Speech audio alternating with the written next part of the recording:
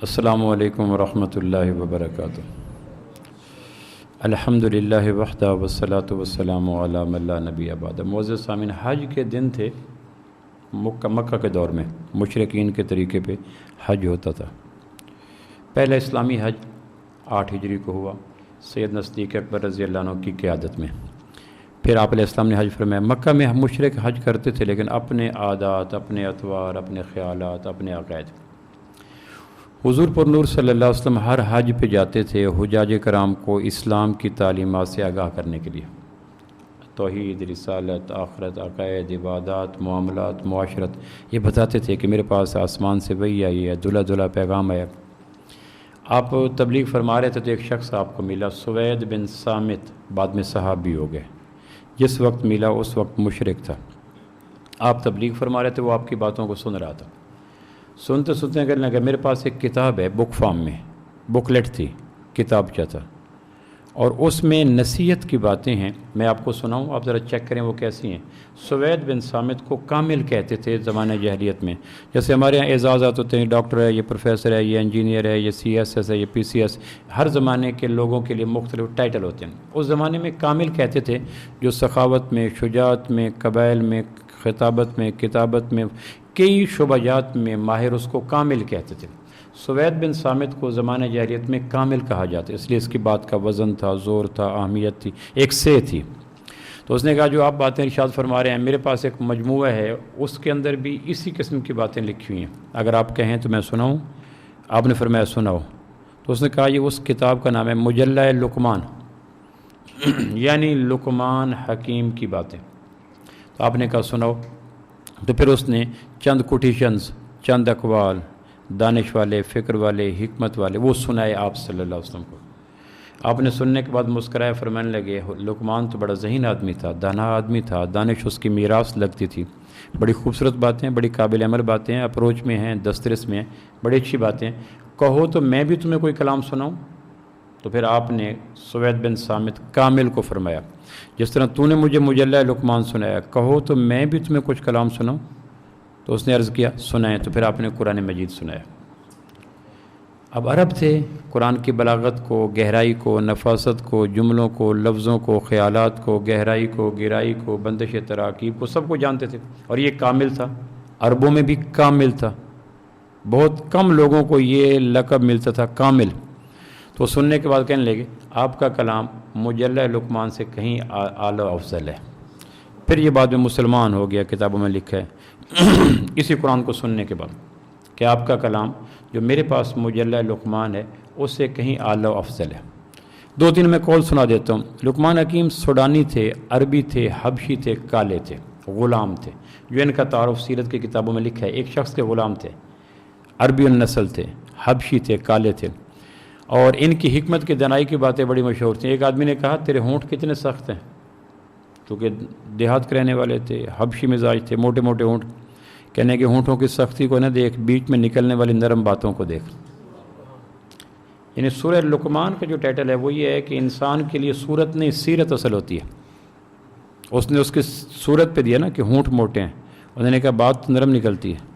کہنے کہ تیرا رنگ کتنا کالا ہے، کہنے کہ کاش میں تمہیں دل نکال کے دکھاتا، میرا دل کتنا سورج سے بھی روشن ہے۔ سیرت نہ ہو تو عارض و رخسار سب غلط، خوشبو اڑی تو پھول فقط رنگ رہ گیا۔ ان کے بیٹے نے پوچھا ابا برا ترین آدمی کون ہے؟ اب جواب سنیں، کتنے اس کے جواب ہو سکتے ہیں۔ جو شراب پیتا ہے، جھوٹ وغیرہ وغیرہ، یعنی ہر زمانے میں اس کے کئی جواب۔ لقمان کا جواب سنیں۔ کہنے کہ ابا برا ترین آدمی کون ہے؟ کہنے کہ بیٹا جس کو اس بات کا ڈر نہ ہو کہ میں گناہ کر رہا ہوں اور لوگ دیکھ رہے ہیں۔ جو لوگوں کے سامنے ڈھیٹ ہو کر گناہ کرے، میرے نزدیک اس سے بڑا گنہگار کوئی نہیں۔ قرآن مجید میں آتا ہے نا، گناہ ہونا بڑی بات نہیں، یہ ہمیں ابا آدم سے میراث میں ملی، آنکھوں سے، کانوں سے، زبان سے، لیکن گناہ کو پالیسی بنا کر، پریکٹس بنا کر، روش بنا کر اس کو عمل کرنا اور مرتے دم تک گناہ کے اوپر تسلسل سے قائم رہنا، یہ ہے قابل مذمت بات۔ قرآن مجید میں آتا ہے نا کانو یسرون علی الحنث العظیم، جو فرد جرم لگائے گی نا دوستیوں پر، فرد جرم یہ نہیں ہو کہ اس نے گناہ کیا تھا، یہ بڑی نازک سی بات کرنے لگا ہوں۔ کانو یسرون علی الحنث العظیم، یہ جو لوگ پڑے ہیں دوزخ میں، سزا میں، آگ کے جوتے، آگ کے چپل، آگ کی ٹوپی، آگ کا لحاف، تھور کے لباس، ان کا یہ تھا کہ یہ گناہ پہ تسلسل کرتے تھے۔ شراب شروع کی تو مرتدہ پیتے رہے، سود کا کام ہو جانا اور بات ہے، گناہ کو پالیسی بنانا، پریکٹس بنانا، دوام بنانا، یہ ایک خطرناک ترین بات، اس کو کہتے ہیں گناہ پر اصرار کرنا۔ ان کے مالک نے کہا بکری ذبح کرو لقمان کو، ذبح کی کرنے کے بکری کے جسم میں 2 بوٹیاں جو سب سے اچھی ہوں وہ نکال کے لاؤ۔ اب ہمارے ہاں یہ ہے کہ چانپ ہے، لیگ پیس ہے، فلاں ہے، فلاں کی۔ لقمان حکیم کا جواب سنیں، بکری کو ذبح کیا، اس میں سے اس کی زبان اور دل لے کے آ گیا کہ جی میرے نزدیک کسی بھی جانور میں دل اور زبان سے بہتر عضو کوئی بھی نہیں۔ پھر اس نے کہا بکری ایک اور ذبح کرو اور اس میں سب سے برا گوشت کا ٹکڑا لے کے آؤ، تو انہوں نے بکری کو ذبح کیا، پھر اس کے دل اور زبان لے کے آ گیا کہ جی یہ بگڑ جائیں تو پورا جسم بگڑ جاتا ہے۔ حدیث پاک میں آتا ہے نا، صبح ہوتے ہی جب آدمی بیداری کا آغاز کرتا ہے تو جسم کے تمام اعضاء ہاتھ جوڑ کے زبان سے کہتے ہیں اتق اللہ فینا، اللہ کے واسطے تو سلامت رہنا، اگر تو ٹھیک رہی ہم سب عزت پائیں گے، اور اگر تو پھسل گئی طلاقت لسانی، تیری زبان سے کوئی ناخوشگوار جملہ نکل گیا تو ندامت بھی ہوگی، پریشانی بھی ہوگی، بے عزتی بھی ہوگی، تشدد بھی ہوگا۔ تو الگ صبح جسم کے تمام اعضاء زبان سے کہتے ہیں، اس لیے کسی عضو کو اتنی کڑی پابندیوں میں نہیں رکھا گیا۔ آنکھ ہیں 2 وائپر کافی ہیں، کان ہے روئی ٹھوس لو، لیکن زبان کے اوپر 2 بڑے بڑے پھاٹک ہیں، ہونٹ، اور 32 کے اندر درمیان میں ہیں، یعنی اس کے بظاہر اس کی ہڈی کوئی نہیں، لیکن سختی، تلخی، ترشی، کڑواہٹ، تانا، اس لیے قرآن مجید نے، اللہ کریم نے جن اعضاء کو سب سے زیادہ کڑی نگرانی میں رکھا ہے ان میں سب سے ٹاپ پہ زبان آتی ہے۔ حدیث پاک میں آتا ہے جسم میں گوشت کا ایک ٹکڑا ہے، اگر ٹھیک ہو جائے سارا ٹھیک، اگر خراب ہو جائے سب خراب، الا وہی القلب، سنو وہ دل ہے، وہ دل ہے۔ بیٹے سے کہنے کہ بیٹا دنیا ایک سمندر ہے اور اس میں کتنی کشتیاں ڈوب گئیں اور پتہ ہی کوئی نہیں کشتیاں کہاں گئی، یعنی 8 ارب انسان زمین پہ اس وقت چل رہے ہیں نا، دنیا ایک سمندر ہے، 100 سال کے اندر یہ 8 ارب کشتیاں تقریباً ڈوب جائیں گی، پھر 16 ارب آ جائیں گی، 20 ارب آ جائیں گی۔ میں انگلینڈ میں تھا، لندن میں، تو ایک دوست نے مجھے بتایا ٹائٹینک 1911 میں بنا، بڑا بحری بیڑا تھا، پہلے اس نے ابھی سمندر میں ڈالا اور ڈوب گیا، آئس برگ سے ٹکرایا ڈوب گیا۔ اب دنیا ڈھونڈ تھکی کہ سمندر کے اندر ڈوبا ہوا ٹائٹینک کو نکالا جائے، پتہ کوئی نہیں۔ تو لقمان کہہ رہے ہیں کہ بیٹا بڑے بڑے ٹائٹینک، بڑے بڑی کشتیاں، بڑے بڑے کوٹے زمانے کے سمندر میں ڈوب جاتے اور پتہ ہی کوئی نہیں چلتا۔ تو لقمان کی حکمت کی باتیں اگر آپ کو موقع ملے کہیں سے کلیکشن ہو سکے، میں بھی کر رہا تھا تو لقمان کی وہ باتیں نہیں، یعنی جسے کہتے ہیں نا آب زر سے لکھے جانے کے قابل، ایک ایک جملہ مینار نور ہے۔ بیٹے سے کہنے کہ بیٹا چڑیا کا گوشت بڑا مزیدار ہوتا ہے، جھوٹ بھی بڑا مزیدار ہوتا ہے، اور پھر فرمانا کہ بیٹا جھوٹ کا سب سے بڑا نقصان یہ ہے کہ جھوٹے کو جھوٹ ہمیشہ یاد رکھنا پڑتا ہے، اس پہ پہرا دینا پڑتا ہے، کیونکہ جھوٹ سچ نہیں ہوتا اور جھوٹی بات ہمیشہ آدمی کو یاد نہیں رہتی۔ جھوٹے کو کوئی اور سزا نہ ملے، یہی سزا کافی ہے کہ اس کو جھوٹ پہ پہرا دینا پڑتا ہے۔ کہنے کہ بیٹا جھوٹ نہ بولا کر، پھر تیرے سچ پہ بھی اعتبار اٹھ جائے گا، اور تمہیں اپنے سچ کو قابل تسلیم بنانے کے لیے بیچ میں اللہ کی ذات کو لانا پڑے گا۔ اللہ کی قسم میں سچ بول رہا ہوں، یہ جو قسم اٹھاتا ہے اپنے اوپر عدم اعتماد کا اظہار ہوتا ہے، اپنی ذات پہ عدم اعتماد کا اظہار قسم کے روپ میں ہوتا ہے، چونکہ تمہیں میرے اوپر اعتبار نہیں ہے۔ اس نے کہا کیوں؟ کہ مجھے قسم اٹھانی پڑی ہے۔ تو قسم اٹھانے والا اپنی ذات پہ عدم اعتماد کر رہا ہوتا ہے کہ اگر وہ سچ ہے، کہنے کہ سچ کیا ہے؟ سچے کی بات۔ جھوٹ کیا ہے؟ جھوٹے کی بات۔ سچ سچے کی بات کو کہتے ہیں، جو سچ ہے آپ علیہ السلام سچے، اس لیے آپ کی ہر بات سچی۔ تو لقمان حکیم کی کچھ نصیحتیں احادیث میں ہیں، کچھ تاریخ میں ہیں، کچھ اور روایات میں ہیں، 6-7 نصیحتیں قرآن مجید نے بھی نقل کر دی لقمان کی، جس کا میں نے پچھلے جمعے بھی عرض کیا تھا غالباً۔ ہر باپ کو باپ بننے کے بعد لقمان حکیم کی باتوں کو ضرور سامنے رکھنا چاہیے، ایسی جگہ پہ لکھنا چاہیے جو بیڈ بک ہو، جہاں ہر وقت آنکھوں کے سامنے ہو۔ اس میں ایک بات یہ ہے وَلَا تُصَائِرْ خَدَّكَ لِلنَّاسِ، بیٹے سے کہہ رہے ہیں۔ لقمان نے کچھ نصیحتیں دوستوں کو کی ہوں گی، رشتہ داروں کو کی ہوں گی، محلے والوں کو کی ہوں گی، قرآن مجید نے وہ نقل نہیں کی، اس لیے کہ آدمی ہر ایک کو بات کرتے ہوئے دھوکہ جھوٹ ریاکاری کر سکتا ہے. جب بچے سے بات کرتا ہے تو اخلاص ہی اخلاص ہوتا ہے. تو اللہ نے کہا لقمان اپنے بچے سے کہہ رہا تھا. ایک نصیحت جو میں آپ کے سامنے رکھنا چاہتا ہوں لقمان کی، اور اللہ نے ڈسپلے کے طور پر قرآن مجید میں لگائی. یعنی ایک غلام ہے، ابن غلام ہے، سوڈان کا رہنے والا ہے، حبشی النسل ہے، اور اس کی بات جو کسی گھر میں بیٹھ کر اپنے بیٹے انم کو کہہ رہا ہے، اللہ کو اتنی بات آئیڈیل لگی، پیاری لگی، خوبصورت لگی، دل نشین لگی کہ اللہ نے وہ بات قرآن میں لکھ کر اس کے نام صورت کر دی، اور امت مسلمہ کے والدین کو کہا جب تم باپ بن جاؤ تو بچوں کو یہ باتیں ضرور کیا کرو. ایک لمبی فہرست ہے، اگر آپ کو موقع ملے سورہ لقمان پڑھیے گا. اس میں 13، 16، 17، 18، 19 5 آیات صرف والدین کے لیے. یا بنیا یا بنیا یا بنیا سے شروع ہوتی ہے. یہ 5 آیات ہے، 13، 16، 17، 18، 19. اس میں جو ایک سیکنڈ لاسٹ آیت ہے والدین کے حوالے سے، وہ یہ ولا تصائر خدک للناس، بیٹا لوگوں کے ساتھ سار کی طرح ملا مت کر. ابن منظور لسان العرب میں، قرطبی نے، مظہری نے اس کا لکھا، میں پڑھ رہا تھا. سار کس کو کہتے ہیں؟ عربوں میں سب سے قیمتی سواری اونٹ تھی، چونکہ صحرا کا جہاز ہے. اونٹ ویسے جانور ہے جس کی 2 پلکیں ہوتی ہیں، باقی ہر مخلوق کی 1 پلک ہوتی ہے. اونٹ کے یہ جو آئیبرو ہیں، یہ پلکیں 2 ہوتی ہیں. کیوں؟ اس لیے کہ اونٹ نے صحرا میں چلنا ہوتا ہے، صحرا میں آندھیاں چلتی ہیں.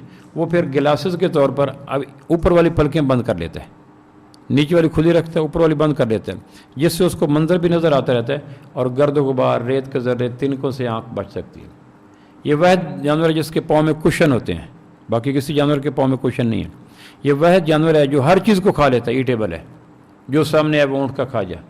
یہ وہ جانور ہے جو 15 دن کا سٹاک پانی کے روپ میں اپنے جسم میں کر لیتا ہے. یہ وہ جانور ہے جو منتقم مزاج ہے، بھولتا نہیں ہے، بھولتا نہیں ہے. بدر کی جنگ میں ابو جہل کا اونٹ قابو آ گیا مسلمانوں کے. اب ابو جہل سردار تھا، 2 ہجری کو بدر ہوئی، آپ نے وہ اونٹ مدینہ میں رکھ لیا. 6 ہجری کو 4 سال کے بعد آپ جب گئے صلح حدیبیہ کے لیے تو آپ کے پاس وہی اونٹ تھا. حدیبیہ مکہ سے باہر ہے، 12-14 کلومیٹر کے لگ بھگ میقات ہے. وہاں پڑاؤ ہوا، ڈائلاگ شروع ہوئے، انہوں نے روک دیا. تو 4 سال پہلے مکہ سے مدینہ جانے والا 500 کلومیٹر کر کے اونٹ رہا مدینہ میں، پھر 4 سال صحابہ کے پاس رہا، پھر 6 ہجری کو صلح حدیبیہ کے موقع پر، حدیبیہ مکہ سے 12-14 وغیرہ دور ہے، وہاں سے اس نے اونٹ نے لگام توڑائی اور بھاگتا بھاگتا ابو جہل کے گھر جا پہنچا. راستہ نہیں بھولتا، اس لیے کہ صحراؤں میں راستے کوئی نہیں ہوتے، ریت کے ٹیلے ہوتے ہیں. ٹیلا گڑھا بن گیا، تیز ہوائیں چلیں، گڑھا ٹیلا بن گیا، کوئی نقوش نہیں ہوتے. لہٰذا ضرورت ہے کہ ایسی سواری کی کہ جس کی آنکھوں پہ گلاسز بھی ہوں، تو اللہ نے اس کو گلاسز لگا دیا. جس کے پاؤں میں کشن ہو تاکہ وہ ٹیلوں کے اوپر پھسل نہ سکے، اور صحرا میں ہفتوں تک پانی نہیں ملتا، ایسا جانور ہو جس کے اوپر وہ پانی بھی سٹاک کر سکے.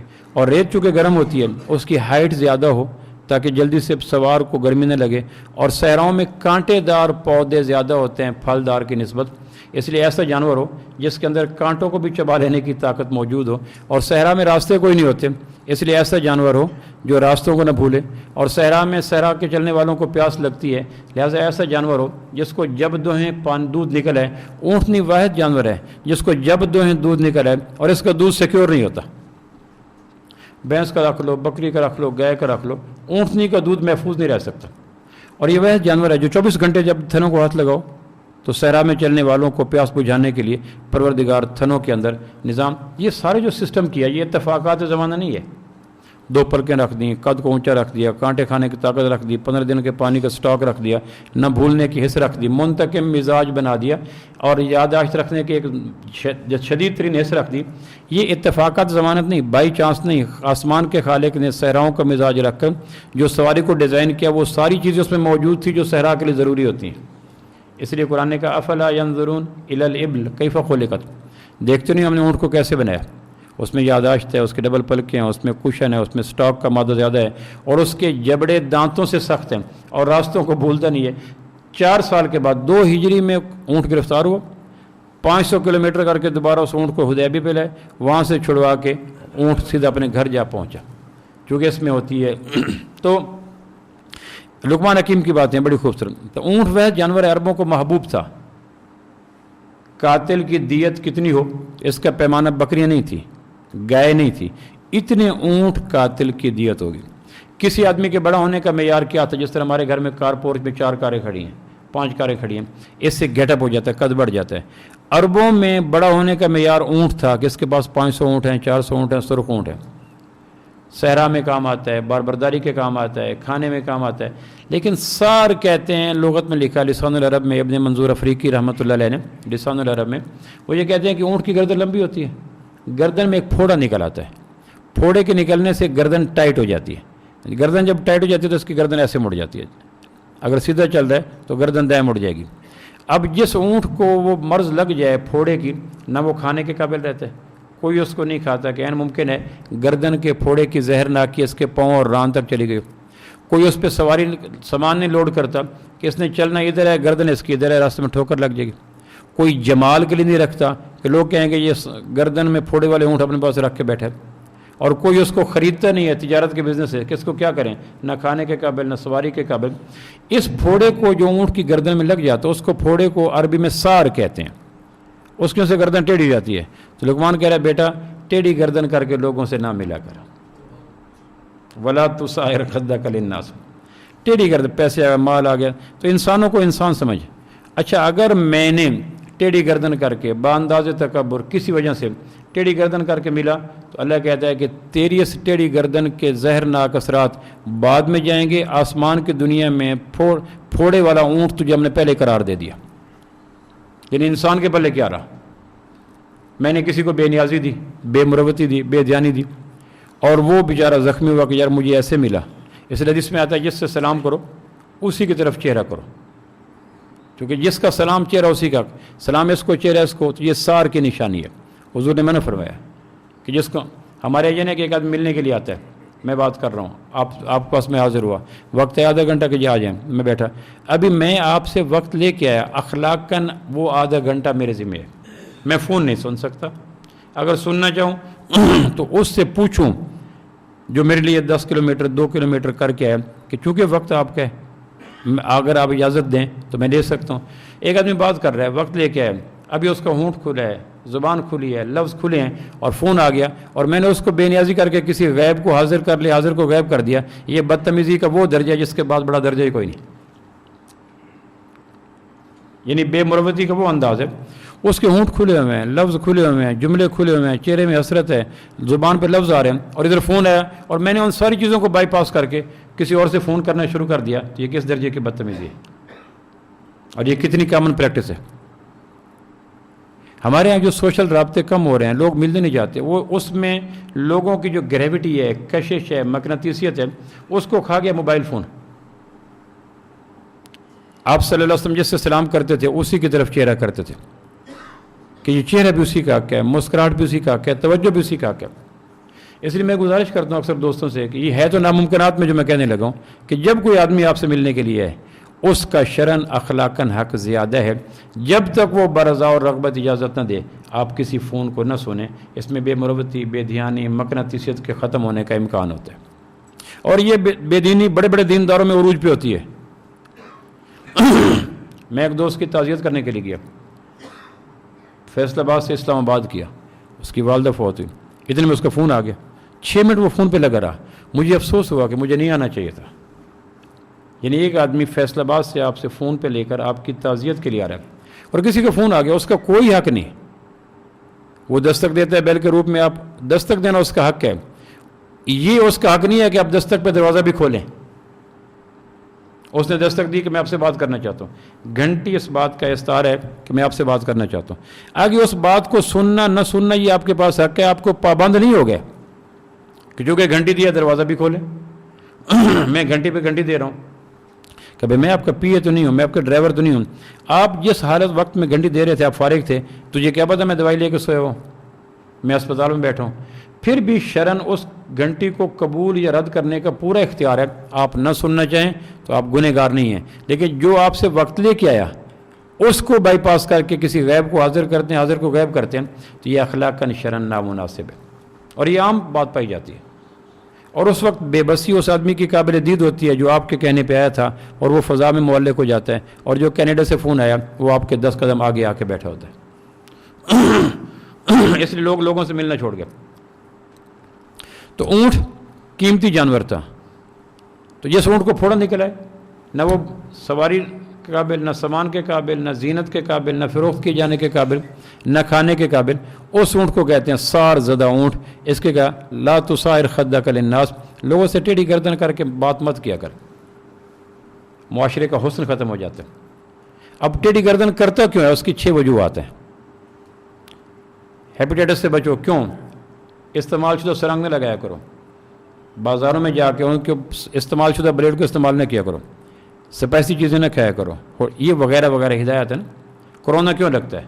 اس کی ہدایت ہے کہ آپ ہاتھ نہ ملائیں، مجمع عام میں وغیرہ وغیرہ۔ سار کیوں لگتا ہے؟ یہ جو ٹیڑھی گردن آتی ہے اس کے سبب کیا ہے؟ یعنی آدمی مر جائے، سار نہ آنے دے اپنے اوپر، جو ٹوٹتا ہے توڑے، جو چھوٹتا ہے چھوڑے، جو مڑتا ہے موڑے، گیو اینڈ ٹیک کرنا پڑے کہ میں نے سار والی گردن اپنے اوپر نہیں آنے دینی۔ جب سار میں مبتلا ہو گیا، میں خان مار سیٹھ چودھری ڈاکٹر پروفیسر انجینئر، اللہ کے نزدیک میں ایک بیمار اور بیکار اونٹ کی طرح آسمان کی بادشاہت میں ڈکلیئر کر دیا گیا۔ میں جتنا نواب بن کے بیٹھا رہوں، اللہ نے کہا یہ دیکھو کیسا ٹیڑھی گردن والا بیمار اونٹ ہے جس کی گردن میں سار آ چکا ہے۔ سب سے پہلے سار کا سبب برادری ہوتی ہے۔ کمی کمین میرے سے بات کرتا ہے، تمہاری برادری کو سردار قرآن نے کہا یا حدیث نے کہا؟ جس برادری کی بنیاد پہ دوسرے کی برادری کو نیچ کہا، کس بنیاد پہ کہا؟ سب سے کائنات میں اعلی افضل برادری قریش ہے، چونکہ آمنہ کے لال صلی اللہ علیہ وسلم کا انتخاب قریش سے ہوا۔ آپ نے خطبہ حجۃ الوداع کے موقع پہ کہا تھا کسی قریشی کو غیر قریشی پر کوئی فضیلت نہیں ہے۔ ہمارے ہاں جو گردنوں میں سری ہوتا ہے نیچ آدمی، کمی آدمی۔ سوال یہ ہے کہ جس برادری پہ تو اطرار ہے، کیا ہندو میں یہ برادری ہے؟ کہاں ہے؟ بھگوان داس ہمارے ہاں تھا، چیف جسٹس ارانا تھا۔ تو جو برادری ہندوؤں میں بھی ہے، سکھوں میں بھی ہے، وہ تیرے اندر بھی ہے، وہ کون سی فخر کی بات ہے؟ اس لیے حدیث میں آتا ہے برادریوں کی بنیاد پہ بڑے چھوٹے مت بنا کرو، اللہ کے نزدیک گٹر کے کیڑے سے ویران ہو جاؤ گی۔ حضور نے فرمایا جو برادریوں کی بنیاد پر لوگوں کو تقسیم کرے، مر جائے تو اسے مسلمانوں کے قبرستان میں دفن نہ کرو۔ عصبیت ہے، میں ران ہوں، میں خان ہوں، میں بگٹی ہوں، میں سردار ہوں، فلاں فلاں، ان بنیادوں پہ کسی قوم کو اکٹھا کرنا، حضور فرمایا یہ مر جائے تو اس کو مسلمانوں کے قبرستان میں دفن نہ کرنا، اس لیے کہ وہ ناقص بنیاد کھڑی کر رہے۔ کوئی برادری سردار نہیں ہوتی۔ قبائل کیوں ہوتے ہیں؟ میرا نام اسرار ہے، ان کا نام اعظم ہے، ان کا نام رانا الیاس ہے، ان کا نام فاروق ہے، ان کا طاہر۔ یہ نام الگ کیوں ہیں؟ تاکہ جب ایک نام پکارا جائے تو سارے گردن نہ اٹھائیں۔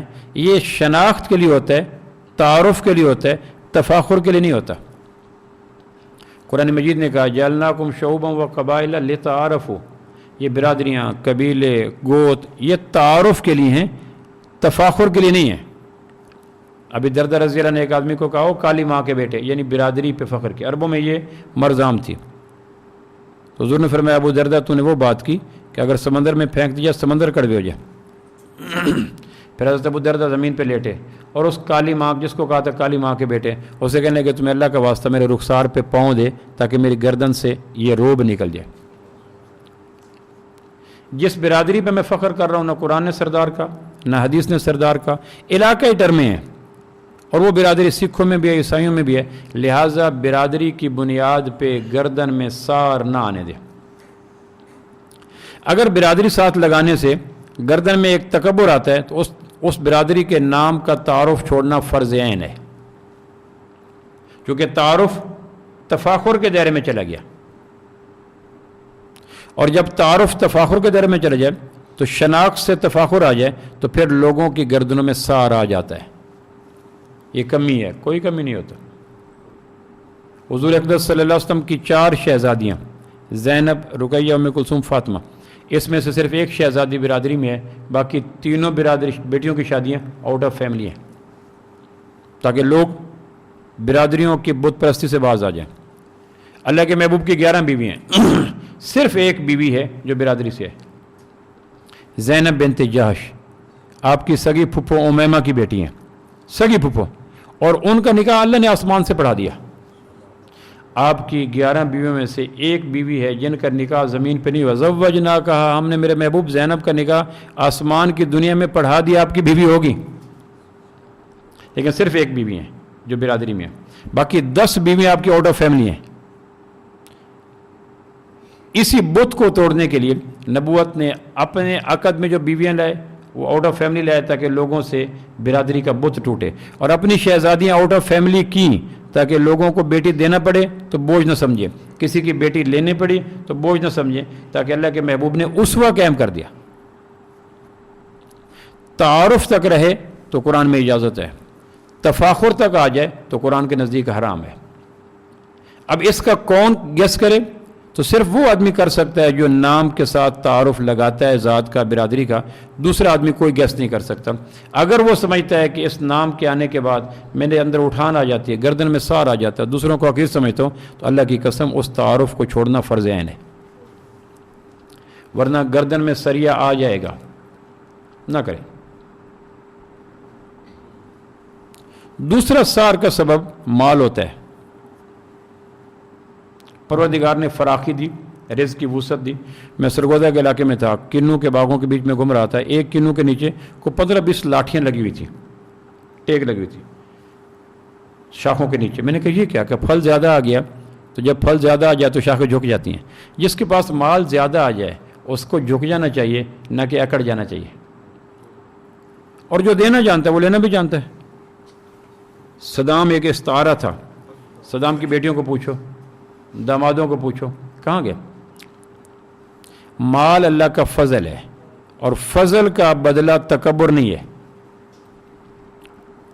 اور جو مال تکبر کا باعث بن جائے اس کا اظہار چھوڑ دے۔ اللہ نے دیا، اللہ لے سکتے۔ پھر جنت میں بلا حساب کتاب جانے والے فقراء ہوں گے۔ عبد الرحمن ابن عوف 10 مبشرہ میں سے ہیں۔ 10 صحابہ جن کو اللہ کے نبی نے فرمایا جنتی ہے جنتی ہے جنتی، ان کو 10 مبشرہ کہتے ہیں۔ عبد الرحمن ابن عوف ون آف دیم، ان میں سے ایک ہے۔ عرب پتی تھے، عرب پتی، ایکسپورٹ امپورٹ کا کاروبار کرتے تھے، کبھی ادھار کا کام نہیں کیا، نہ لیا نہ دیا۔ لقمان نے اپنے بیٹے کو کہا بیٹا ادھار نہ لیا کر، دن کی ذلت ہوتی ہے، رات کا غم ہوتا ہے، دن میں کھلا چل نہیں سکتا، رات کو ساؤنڈ سلیپ اور گہری نیند لے نہیں سکتے جس میں خواب اترتے ہوں، ادھار نہ لیا کر۔ مکان پہ یہ لگانا ہے تو یا ادھار اپنے آپ سے کر لو یا کسی سے لے لو، اپنے آپ سے ادھار کر لو کہ ابھی میں نہیں لگاتا، تو یہ زیادہ بہتر ہے کسی سے لے کر کہ چھپتا پھرے۔ قرض مقراض محبت کہ بیٹا دن کو آدمی غمگین رہتا ہے، رات کو غمگین ہو جاتا ہے، نیند نہیں آتی۔ تو مال اللہ نے دیا تو مال کی بنا پہ عین ممکن ہے تھوڑا نکل ہے، مال کا اظہار نہ کریں۔ اس لیے میں کہا کرتا ہوں غریب رشتہ داروں کے پاس جائیں تو ان کے لباس سے کم تر لباس پہن کے جایا کریں، تاکہ ان کے دل میں حسرتوں کی قبر نہ بن جائے، سینہ قبرستان بنا کے نہ آئے۔ کاش ہمارے پاس پیسے ہوتے، ہمارا لباس ہوتا، جوتا ہوتا، کپڑے ہوتے، گاڑی ہوتی۔ غریبوں کی ملاقات میں ان کے سینوں کو قبرستان بنا کے آنا یہ اچھے لوگوں کا کام نہیں ہے۔ ان سے لباس کم تر درجے کا پہن کے جائیں۔ اس لیے لکھا فقہا نے بیوہ کے سامنے بیوی سے اظہار محبت نہ کریں، اس کے ماضی کے سارے کھڑکیاں کھل جائیں گی۔ جب وہ زندہ تھا تو میرے ساتھ پیار محبت کی یہی باتیں کرتا تھا، لوگوں کے وجود میں اذیت کی سوئیاں چبھو کر ان کو راتوں کو بے خواب نہ کرو۔ عبد الرحمن ابن عوف مالدار ہیں، آپ نے خواب دیکھا آپ صلی اللہ علیہ وسلم نے کہ میں نے دیکھا کہ سارے لوگ صحابہ میرے جنت میں آ رہے ہیں، اور میں نے کہا عبد الرحمن کہاں ہیں؟ میں نے تو 10 مبشرہ کہا تھا۔ انہوں نے کہا جی حساب کتاب میں پھنسا ہوا تھا۔ کیونکہ 2 سوال تو ہوں گے نا، کہاں سے لیا کہاں دیا، یہ 2 سوال مالدار کو دینے پڑیں گے۔ آمد کہاں، خرچ کہاں۔ اتنے میں خواب میں دیکھا کہ عبد الرحمن ابن عوف پسینے سے شرابور، چہرہ ہلدی کی طرح پیلا، وجود شاخ بیض کی طرح کانپتا ہوا، اور لڑکتا پھسلتا آ کے ہاتھ پھیلایا کہ اللہ کے نبی مجھے پکڑ لیں، میں تو مر گیا۔ آپ نے پھر ہاتھ پکڑ کر جنت میں ڈال دیا۔ پھر فرمایا لوگوں مال قیامت والے دن زیادہ حساب کے وقت کھڑے ہونے کا باعث بن جائے گا۔ مال کی بنیاد پہ سار نہ آنے دیں، مال اللہ کا مبارک ہے، یہ دوسرا سار لگ سکتا ہے۔ تیسرا سال جو لگتا ہے وہ علم کی بنیاد پہ لگتا ہے، میرے پاس دینی علم ہے، میرے پاس فلاں علم ہے، دنیا کی یہ ڈگری ہیں، یہ نہ کیا کریں۔ جو علم تکبر کا باعث بنے وہ علم دریا برد کر دینے کے قابل ہے۔ جس علم کے بعد دوسرے انسانوں کو حقیر جاننے کا جذبہ آ جائے وہ علم مردود ہے، اس سے بچیں۔ علم تواضع سکھاتا ہے، مسکنت سکھاتا ہے، عاجزی سکھاتا ہے، جھکنا سکھاتا ہے، بچھنا سکھاتا ہے، محبت سکھاتا ہے، انا ولا غیری کا بت توڑنا سکھاتا ہے۔ علم کی بنیاد پہ تکبر بڑا خوفناک ہوتا ہے۔ علم عصری ہو، علم دینی ہو، علم ملک کا ہو، علم اس کو نہ لگایا کریں۔ ہاں اگر لگنے کے بعد سار نامی پھوڑے کے نکلنے کا باعث ہے تو ان ڈگریوں کو ڈمپ کر دو۔ اتنی ڈگریوں کے مقصد یہ تھا کہ انسانیت غالب آ جائے۔ پھر اگر آدمی علم پہ اترانے لگے تو تھوڑی دیر کے لیے تنہائی کے لمحوں میں بیٹھ کر سوچے جو کائنات میں علوم ہیں ان میں سے زیادہ میں نے حاصل کیا یا کم حاصل کیا، تو آدمی حیران ہوگا کہ دنیا میں جو اسپیشلائزیشن ہو رہی ہیں۔ مجھے کسی نے بتایا امریکہ میں دائیں نتھنے کا اسپیشلسٹ الگ ہوتا ہے، بائیں نتھنے کا اسپیشلسٹ الگ ہوتا ہے، آنکھوں کے الگ ہیں، جلد۔ تو آدمی کہے کہ علوم کی کتنی برانچز ہیں، سب برانچز ہیں، ان میں سے میرے پاس کتنے ہیں؟ تو آدمی کہے کہ میرے پاس تو کچھ بھی نہیں۔ تو جس کے پاس کچھ نہیں ہے اس کو عقلاً شرعاً عرفاً اخلاقاً علم کی بنیاد پہ اپنی خوبصورت گردن میں سار کا باعث نہیں ہونا چاہیے۔ چوتھا جو لگتا ہے سار کا سبب وہ عبادت لگتی ہے۔ اشراق، شاشت، اوابین، تہجد۔ 20 سال سے میری تہجد نہیں چھوٹی۔ تو یہ اظہار بتلا رہا ہے کہ تہجد اس کے لیے باعث سار بن رہا ہے۔ تہجد کے پڑھنے کے بعد اگر تکبر آ جائے تو تہجد کا پڑھنا نفل ہے، سار سے بچنا فرض ہے۔ سار سے بچنا فرض ہے نا۔ تو اگر ایک آدمی نفلی ہے، تہجد نفل ہے، نہ پڑھو گنہگار تو کوئی نہیں، اشراق، شاشت، اوابین ایک بھی نہ پڑھو گنہگار تو کوئی نہیں، لیکن سار سے بچنا، پھوڑے سے بچنا، اور پھوڑا بدبو پھیلاتا ہے، پھوڑا انسانوں سے دور کر دیتا ہے، پھوڑا تنہائیاں مقدر کرتا ہے، پھوڑا کسی سے سلام کرنے کو دل نہیں کرتا، دوسری انگلی کے تیسرے پھوڑے تک سلام کر کے آدمی ہاتھ پیچھے کر لیتا ہے۔ پھر ایک سار کا سبب عہدہ جات ہیں، میں کی پوسٹ پہ ہوں، میرے 500 ملازم ہیں، میرے انڈر یہ ہیں، یہ بھی غیر محسوس انداز سے گردن میں پھوڑے کا باعث آ جاتا ہے۔ اس لیے غریبوں کو سلام کریں۔ میرا ڈرائیور ہے، وہ تو تسبیح کے ساتھ رہتا ہے، میرے ہاتھ میں شراب ہوتی ہے، اس نے نماز کبھی نہیں چھوڑی، میں مسجد میں کبھی گیا نہیں ہوں، تو کیا اللہ کے نزدیک قیامت والے دن سکیل میں تلنے کے لیے یہ چیز ہے یا وہ چیز ہے؟ گریڈ ڈیزینیشن نہ کیا کریں، یہ ایک تعارف کی چیزیں ہیں، انتظامی امور کی چیزیں ہیں، اس کی بنیاد پہ سار کو نہ لگنے دیں۔ ولا تصائر خدک للناس، اور لقمان کہہ رہے ہیں یہ نہیں کہ مومنین کے ساتھ گردن پھیر کے بات نہ کیا کر، نہیں، گردن پھیرنے سے بچنے کے لیے بنی نوع انسان کے ساتھ نہ کیا کر، بیوی ہے، بچے ہیں، دوست ہیں، رشتہ دار ہیں، ایسا نہ کریں۔ غریبوں کے ساتھ کھانا کھانا، غریبوں کے ساتھ تعلق بنانا، یہ سار کے پھوڑے کا علاج ہوتا ہے۔ سار والے کی پہچان یہ ہے کہ سلام میں پہل نہیں کر سکے گا۔ وہ کہتے ہیں بھوک لگتی ہے، کہنے کے نہیں، کھٹے ڈکار آتے ہیں، کہنے کے ہاں، آنکھوں میں اندھیرا آتا ہے، کہنے کے کہ یہ سارے سمپٹم اس مرض کے ہیں۔ جس کو سار لگ جائے گا وہ سلام میں پہل نہیں کرے گا، اس کی خواہش ہوگی مجھے کوئی سلام کرے، اور جب اندر میں سلام کیے جانے کی خواہش ہو تو پھر اپنے آپ کو متوجہ کریں، ایڈمٹ ہوں سار کسی نہ کسی درجے میں آ چکا ہے۔ براہیمی نظر پیدا بڑی مشکل سے ہوتی ہے، ہوس چھپ چھپ کے سینے میں بنا لیتی ہے تصویریں۔ پھر سار کا ایک سبب وجود کی موزونیت ہوتی ہے۔ قدرت نے فضل فرما کر آنکھیں ہرن جیسے دی، زبان لکنت سے پاک دی، چہرے کا رنگ پھیر دیا، اعضاء کو قد و قامت مناسب دی، ظاہر اور باطن کے سارے اعضاء جو ایک صحت مند انسان کو چاہیے وہ ملے۔ اب یہ اللہ کا شکر ادا کرنا چاہیے، ان اعضاء کے حصول میں، ان اعضاء کی تاثیر میں، ان اعضاء کی موزونیت میں میرا کوئی عقل، فعل، عمل، دانش کوئی تجربہ نہیں ہے، اس نے چاہا مجھے بنا دیا۔ جب آدمی دیکھتا ہے کہ فیر ہے، پھر کالے والے کو حقیر سے جانتا ہے، آدمی دیکھتا ہے 6 فٹ قد ہے اور 2 فٹ والے کو اللہ کہتا ہے یہ میں دے سکتا ہوں تو لے بھی تو سکتا ہوں۔ قد پہ اترانا، میرا قد اتنا، میرا چہرہ اتنا، پہروں اپنی پرستش آپ کرنا، اس سے بچا جائے۔ یہ قد و قامت کی موزونیت پروردگار کا احسان ہوتا ہے، اس میں کوئی چیز میرے उसका अमल दखल नहीं है, दस्त बाजू का, फ़िक्र कामत का। उसने चाह बना दिया तो इबादत बहस बन जाती है, जब बिरादरी बहस बन जाती है, इबादत इल्म बहस बन जाता है। तो इनसे बचना, मैं फिर एक दफ़ा दोहरा देता हूँ, इल्म एक बहुत बड़ा ज़रिया है, ओहदा बहुत बड़ा ज़रिया है, कदो कामत बहुत बड़ा ज़रिया है, बिरादरी बहुत बड़ा ज़रिया है, माल बहुत बड़ा ज़रिया है, जमाल बहुत बड़ा ज़रिया है।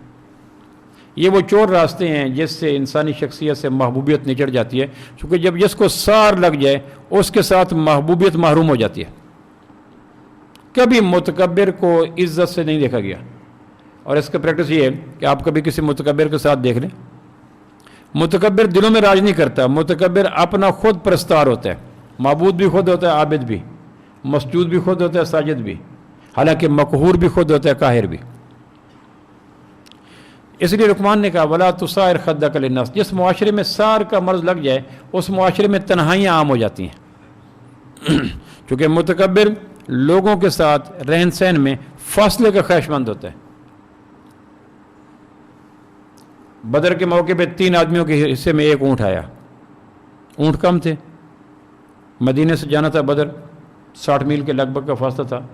तो आपने फरमाया भाई ऊँट जिंदा जीरू जानवर है, कलेजा रखता है, थकन रखता है, आज़ार रखता है, तीनों बैक वक्त ऊँट पे न बैठे, एक बैठे, क्योंकि उसको तकलीफ होगी। मुर्शद बिन अबी मुर्शद गनवी, सैयदना अली बिन अबी तालिब और इमाम कायनात सल्लल्लाहु अलैहि वसल्लम, इन तीनों के हिस्से में भी एक ऊँट आया। मदीना से चले तो आप जाके पहले ऊँट पे बैठ गए, जब एक मंजिल आई तो आप उधर गए और आपने हज़रत अली को फरमाया लगाम मेरे हवाले करो, तुम ऊँट पे बैठ जाओ। दुनिया के इंसानों को मसावत का दर्स देने के लिए खूबसूरत तरीका था। हज़रत अली ने फरमाया हम खुशी से अपना हक आपको करते हैं, कहने के ना, आपने फरमाया न तुम मुझसे ताकतवर हो, न तुम मुझसे नेकी की ज़्यादा हिर्स रखते हो।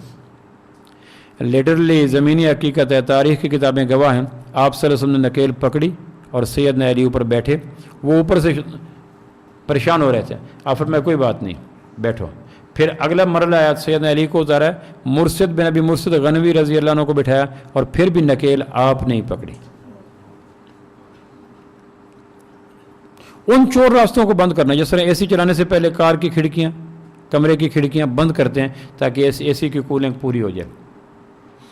इसी तरह दिलो दिमाग में सार का मर्ज न लगे। करोड़ हा कैंसर, खरब हा हेपेटाइटिस सी और ब्लड कैंसर, वो पासिंग में भी नहीं आते सार वाले मर्ज की खौफनाकी से। और ये दीनदारों को भी लग सकता है, ओहदे वालों को भी लग सकता है, बिरादरी वालों को भी लग सकता है, माल वालों को भी लग सकता है, और परवरदिगार चाहे तो सारी चीज़ों के बावजूद नहीं लगता। बदुओं के साथ खाना, गरीबों के साथ ताल्लुक़ कायम करना, हटो बच्चों की आवाज़ों से बचना, ये आदमी को सार। हज़रत उस्मान रज़ी अल्लाह अन्हु अपने ज़माने खिलाफत में लकड़ियाँ सर पे उठा के आ रहे थे, तो ऊंचा ऊंचा कह रहे थे रास्ता छोड़ो अमीरुल मोमिनीन ने लकड़ियाँ लेके घर जाना है, रास्ता छोड़ो अमीरुल मोमिनीन ने लकड़ियाँ घर लेके जाना।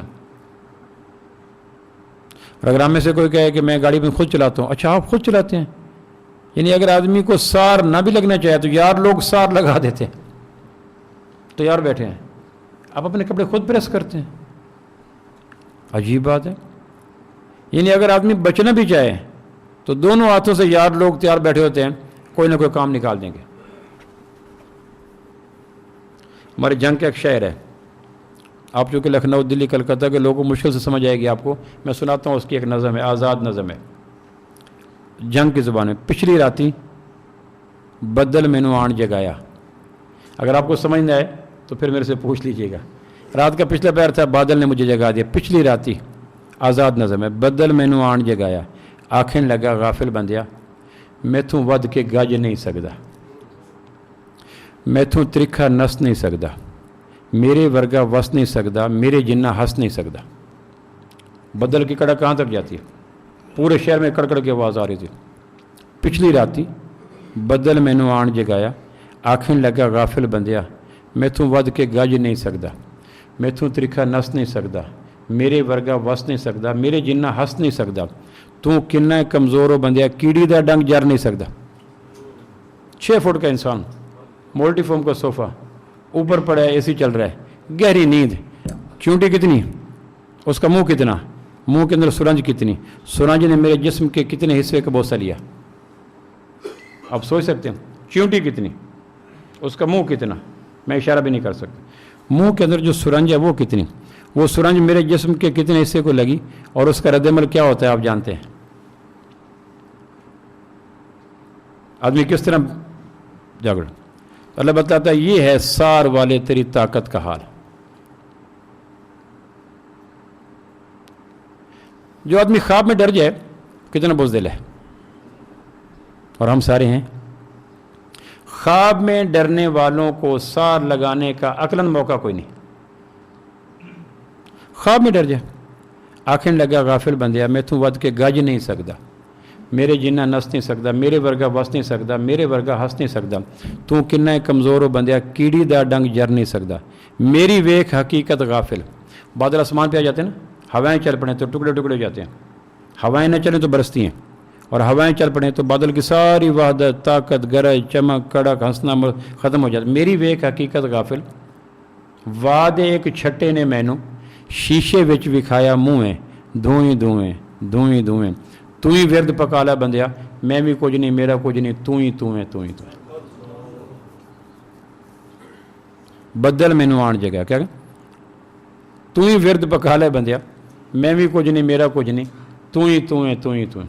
उसी शहर की एक नज़म है गुड्डा, पंजाबी में,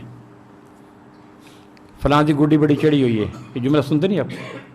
और फैसलाबादी जानते हैं कि गुड्डियाँ चढ़ जाएं तो पेचे क्यों जी ज़्यादा लगते हैं कम लगते हैं, ज़्यादा पेचे उन्हीं गुड़ियों को लगते हैं जो चढ़ जाएं।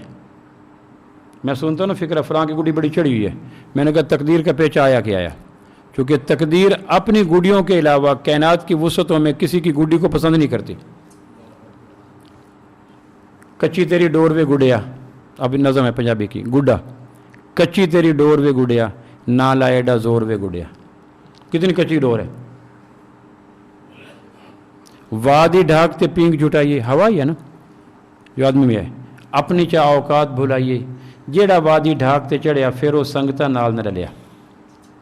गुड्डी एक दिन टूट जाना है, तेरा सब कुछ लुट जाना है, तू आसमान तू ढासे गुड़िया, हाथ पर आया आसे गुड़िया, तेरियां करसन लीरां लीरां, कोई ना आके देसी धीरां, कई कई फन्ने खान उडारी, भोग के टुर गए अपनी वारी, पैर मिट्टी विच धर गए गुड़िया, कीड़ियां दा ढिड भर गए गुड़िया, ਇਹ ਵਕਤੀ ਰਹਿਣ ਬਸੇਰਾ, ਨਾ ਹੈ ਤੇਰਾ ਨਾ ਹੈ ਮੇਰਾ, ਇਹ ਟੁਰਦਾ ਫਿਰਦਾ ਡੇਰਾ, ਕੱਲ੍ਹ ਹੈ ਤੇਰਾ ਅੱਜ ਹੈ ਮੇਰਾ, ਇਹ ਵਕਤੀ ਰਿਆਜ਼ ਠਿਕਾਣਾ, ਇੱਥੇ ਫੇਰ ਨਾ ਵੱਲ ਕੇ ਆਣਾ, ਅਜੇ ਵੀ ਵੇਲੇ ਸੋਚ ਬੇਸੁਰਿਆ, ਹਾਲ ਹੀ ਤੇਰਾ ਕੁਝ ਨਹੀਂ ਬੁਰਿਆ, ਜਦ ਉੱਠ ਵੈਸੀ ਪਾਣੀ ਦਾਣਾ, ਕੰਮ ਨਾ ਸੀ ਮੁੜ ਪਛਤਾਣਾ, ਗੁੜਿਆ ਤੇਰੇ ਨੱਕ 'ਚ ਨੱਥ ਹੈ ਜਿੰਦਾ ਸਿਰਾ ਪਰਾਇਆ ਹੱਥ ਹੈ।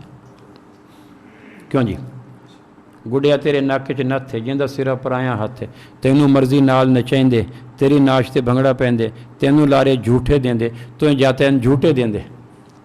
और जब पेचे पड़ जाते हैं गुड़ियों को तो आपने देखा वो कटे पतंग का क्या हाल होता है। इकबाल कहते हैं ना तकबर को तोड़ने के लिए कि मुजारे और मालिक लड़ रहे थे, मुजारे कह रहे थे ज़मीन मेरी है 5 एकड़ 10 एकड़ 2 मुरबे, मालिक कह रहे तकरार थी मुजारे और मालिक में एक रोज़, दोनों ये कह रहे थे मेरा माल है ज़मीन, कहता था वो करे जो ज़रात उसी का खेत, कहता था ये कि अकल ठिकाने तेरी नहीं। ज़मींदार कह रहा था मेरी है, तहसीलदार से पूछ, गिरदावर से पूछ, फलां से पूछ, मेरी है। मालिक कह रहा था, मुजारे कह रहा था मैं, मेरे पोते, मेरे नवासे, मेरे अबा अजदाद, उन्हीं की हड्डियों को खून तेरे ज़मीन में है, कहता था वो कि अकल ठिकाने तेरी नहीं। इकबाल कहता दोनों लड़ रहे थे, तकरार थी मुजारे और मालिक में एक रोज़, दोनों ये कह रहे थे मेरा माल है ज़मीन, कहता था वो करे जो ज़रात उसी का खेत, कहता था ये कि अकल ठिकाने तेरी नहीं। मैंने इकबाल कहता मैंने सोचा कि लगे रहेंगे, पूछा ज़मीन से मैंने कहा ये तो लड़ते रहेंगे, दलाल देते रहेंगे, मैं पूछा ज़मीन से मैंने है किसका माल तू। मुजारे देता है मेहनत का हवाला, मालिक देता है गिरदावर तहसीलदार पटवारी का हवाला, तू बता तू क्या कहती है। पूछा ज़मीन से मैंने है किसका माल तू, कहने लगी मुझे तो है इस बात का यकीन। वो कहते एक बार इनकी बातों को छोड़ मेरी बात सुन। पूछा ज़मीन से मैंने है किसका माल तू। हदीस में आता है ना जब आदमी नई गाड़ी उम्दा सवारी बैठता है तो शैतान आकर उसके दोनों नथनों में फूंक मार के तकब्बुर भर देता है। इसलिए कहा सुबहान अल्लाज़ी सख्खर लना, जो दुआ पढ़ते हैं ना वो इसलिए है कि अल्लाह तूने मुझे दी, मेरा तो कुछ नहीं, عمدہ سواریاں ناک کے اندر تکبر مارنے کا شیطان پہلے پوچھا زمین سے میں نے ہے کس کا مال تو؟ کہنے لگی مجھے تو ہے اس بات کا یقین کیا مالک کو یا مزارے شوریدہ حال ہے جو زیر آسماں ہے وہ دھرتی کا مال ہے کہ اقبال یہ دیوانے ہیں مجنون ہیں میرا ایکڑ میرا پلاٹ میرا مرلہ کچھ بھی نہیں یہ سارے میرے ہیں میں کسی کی بھی نہیں ہوں حدیث پاک میں آتا ہے قرب قیامت میں جب سر لوگ مر جائیں گے اللہ جبریل سے پوچھیں گے زمین کو ماپو شرق غرب سے تو جبریل ماپ کے اللہ پوچھیں گے لوح محفوظ پہ دیکھو تیرا ماپ اور لوح محفوظ جب ہم نے زمین بنائی تھی وہ ماپ ایک ہی ہے تو ملک جبریل علیہ السلام دیکھیں گے اس کو کہیں یا اللہ ویسے ہی ہے کوئی انچ کوئی سرسائی کو مرلا تو جبریل کہے گا کوئی نہیں تو اللہ کہیں گے پاگل تھے جو لڑتے لڑتے مر گئے